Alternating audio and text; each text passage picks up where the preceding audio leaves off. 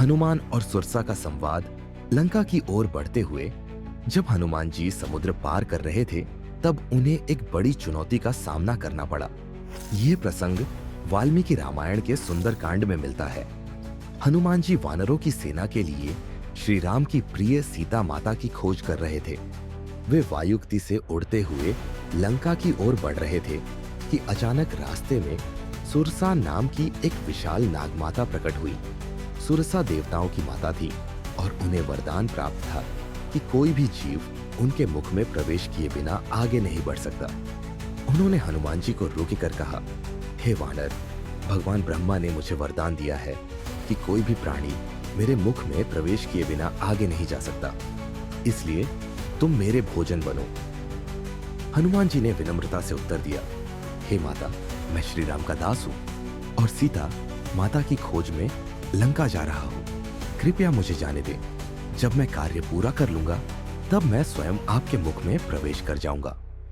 सुरसा हंसी और बोली, नहीं, मैं तुम्हें बिना खाए नहीं जाने दूंगी। इसके बाद उन्होंने अपना मुख बहुत विशाल कर लिया। हनुमान जी ने अपनी बुद्धि और चतुराई से काम लिया। उन्होंने तुरंत अपना शरीर बड़ा कर लिया और कहा, माता, अब तो मुझे निगल लीजिए।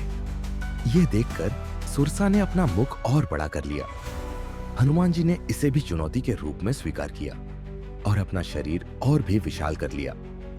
जब सुरसा का मुख अत्यधिक बड़ा हो गया, तभी हनुमान जी ने तुरंत अपना शरीर छोटा कर लिया और क्षण भर में उनके मुख में प्रवेश कर बाहर निकल आए।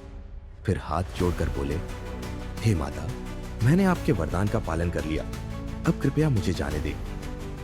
हनुमान जी की इस बुद्धिमत्ता और तेज निर्णय क्षमता को देखकर सुरसा अत्यंत प्रसन्न हुई और उन्होंने कहा, हे वानरराज, तुम न केवल बलशाली हो बल्कि अत्यंत बुद्धिमान भी हो।